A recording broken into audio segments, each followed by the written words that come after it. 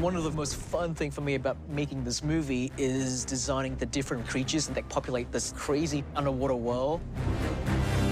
There's a wide range of creatures inhabiting the underwater world. Some of the creatures are familiar and some are very new.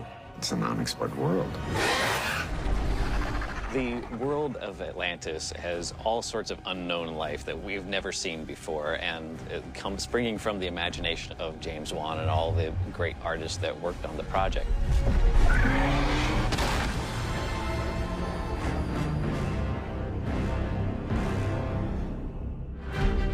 Aquaman riding a seahorse is one of the most absurd images from the comics. And one of the challenges going into this was, how do you get past the sort of joke of Aquaman riding the seahorse? What James wanted to do was embrace it. Let's not pretend that these aren't the iconic images of Aquaman. Let's make them cool and make them awesome. Going into it, I wanted different animals to differentiate the two separate kingdoms. With the Zibalians, they have taken to seahorses. And the king rides in on a beautiful, majestic sea dragon. They do feel like ancient knights, but with a sort of fantasy science fiction twist to it.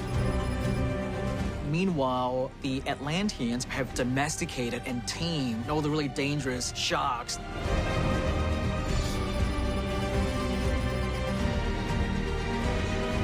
Willem gets to ride this giant black hammerhead shark with some really spectacular armor on it.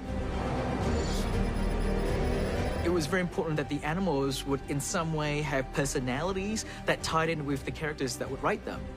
And that's definitely the reason why King Orm's animal is an ancient tylosaur. Orm, I think he gets the coolest one. He's riding this armored tylosaur that just looks so badass.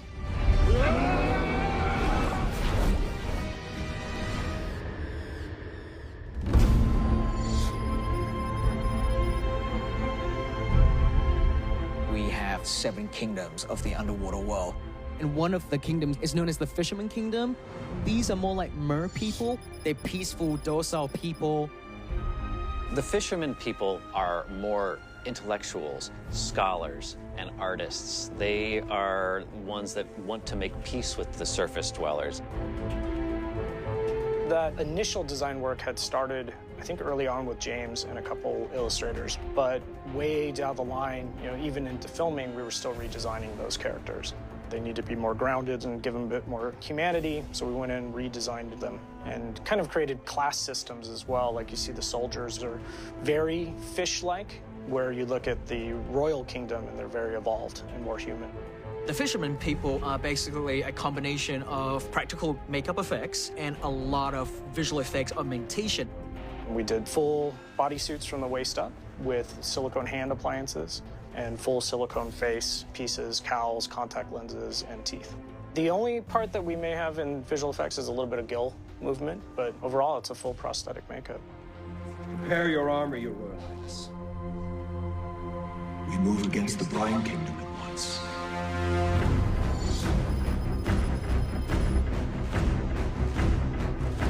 The Brine Kingdom are literally the bottom feeders of Atlantis. They are the most maligned and looked down upon of the other societies. They were humans, they turned into crabs. So they're kind of like what we want for dinner. And they got multiple legs, and they're kind of brutish, and they live low on the ground in caves. The brine people, they don't swim, they walk. And these creatures are big, heavier people with massive armor. And so we started with that idea, designing what the king would look like. There's quite a bit of inspiration that came from really early deep-sea diver suits. But he's not wearing a suit. That's his natural form. Death to the Atlantean hagfish! The ocean is a magical place, but it's also terrifying as well. And so I wanted this movie to be able to reflect our feelings of the great and powerful ocean. I love the ocean. It's something that absolutely scares me and draws me in. And it's super spooky. If you've been in the middle of the ocean and you just look down, it's pretty terrifying because it's all the unknown, right? You never know what's down there.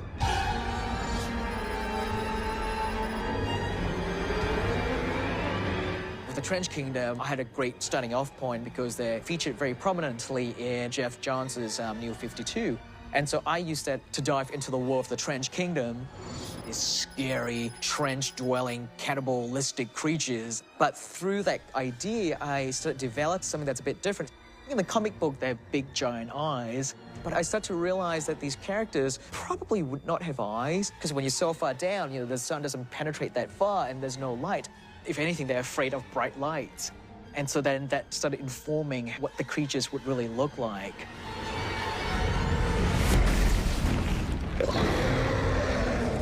The trench creatures really allow me to lean into the horror aspect of the ocean.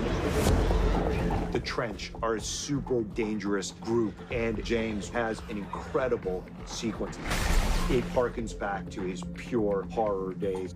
It's like Creature from the Black Lagoon, but the 2018 version. Down here we have a legend about the Karathan, an ancient sea monster so powerful that even King Atlan himself feared it. And now the beast has awakened.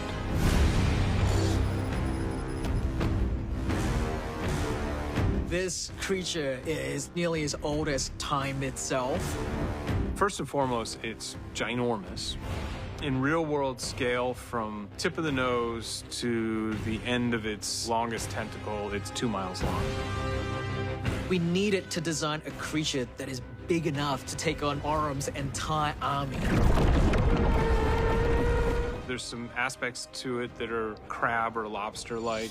It also is part giant squid. It pulled from design aesthetic from the ocean, infusing it with my love for H.P. Lovecraft to create the most powerful creature on Earth.